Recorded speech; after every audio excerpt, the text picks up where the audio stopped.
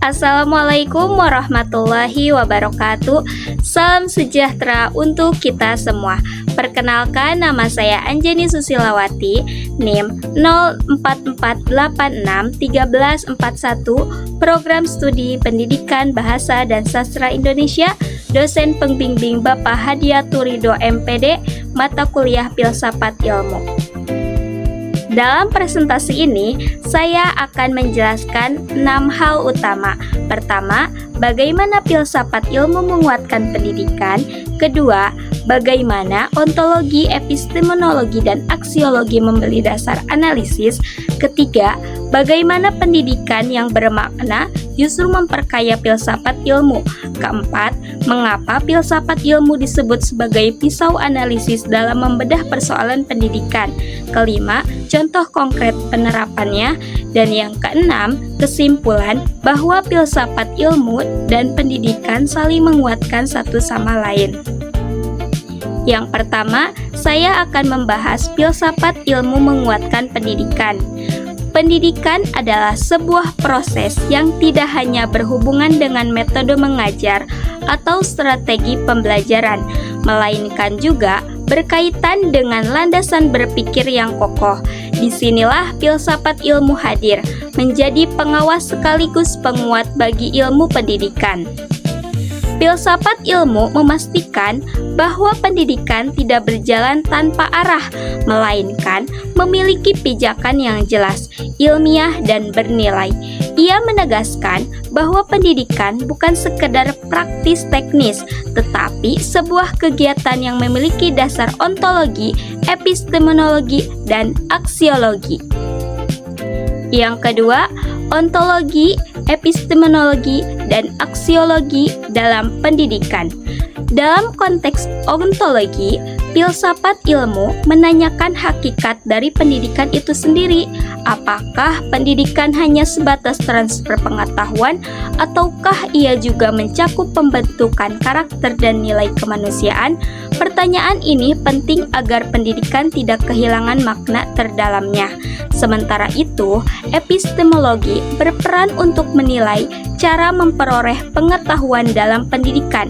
Apakah metode yang digunakan sahih, dapat dipertanggungjawabkan, dan sesuai dengan kaidah ilmiah. Dengan epistemologi, pendidikan tidak hanya menjadi praktik, tetapi juga sebuah proses yang teruji secara keilmuan.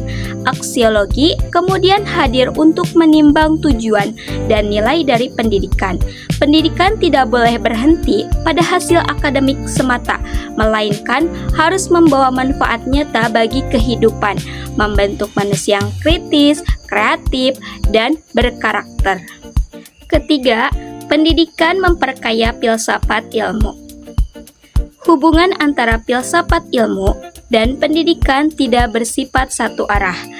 Pendidikan yang bermakna dan bernilai juga memberi kontribusi besar bagi perkembangan filsafat ilmu. Praktik pendidikan yang beragam, mulai dari kebijakan kurikulum, kelas inklusif, hingga metode pembelajaran kolaboratif menjadi bahan refleksi bagi filsafat ilmu. Dari realitas pendidikan yang terus berubah, filsafat ilmu memperoleh ruang untuk memperluas cakrawala berpikirnya. Dengan kata lain, pendidikan memperkaya filsafat ilmu, sementara filsafat ilmu memperkuat pendidikan.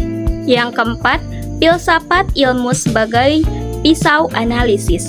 Filsafat ilmu dapat disebut sebagai pisau analisis dalam membedah persoalan-persoalan pendidikan. Ontologi, epistemologi, dan aksiologi menjadi 3 sisi tajam yang mampu menyingkap hakikat, metode, dan tujuan pendidikan. Dengan pisau analisis ini, kita dapat melihat pendidikan bukan hanya dari permukaan, tetapi dari kedalaman makna yang sesungguhnya. Kemudian, contoh konkret penerapannya. Contoh konkret penerapan filsafat ilmu dalam praktik pendidikan dapat ditemukan dalam kebijakan kurikulum berbasis kompetensi. Kurikulum ini lahir dari refleksi epistemologi tentang bagaimana pengetahuan seharusnya diperoleh dan diaplikasikan. Dalam proses pembelajaran, Guru yang menggunakan metode proyek tidak hanya menilai hasil akhir, tetapi membentuk sikap kritis dan kolaboratif siswa. Pada tahap evaluasi, asesmen tidak lagi sekedar mengukur angka, melainkan menilai makna dan relevansi pembelajaran bagi kehidupan nyata. Semua ini menunjukkan bahwa filsafat ilmu bukanlah teori abstrak, melainkan paduan praktis yang hidup dalam dunia pendidikan. Jadi, kesimpulannya, filsafat ilmu dan pendidikan saling menguatkan. Filsafat ilmu memberi arah dan pijakan, sementara pendidikan memberi ruang nyata untuk diuji dan dikembangkan. Keduanya ibarat dua sisi mata uang yang tak dipisahkan. Tanpa filsafat, pendidikan kehilangan arah, dan tanpa pendidikan, filsafat kehilangan relevansi. Sekian dari saya, kurang lebihnya mohon maaf. Wassalamualaikum warahmatullahi wabarakatuh.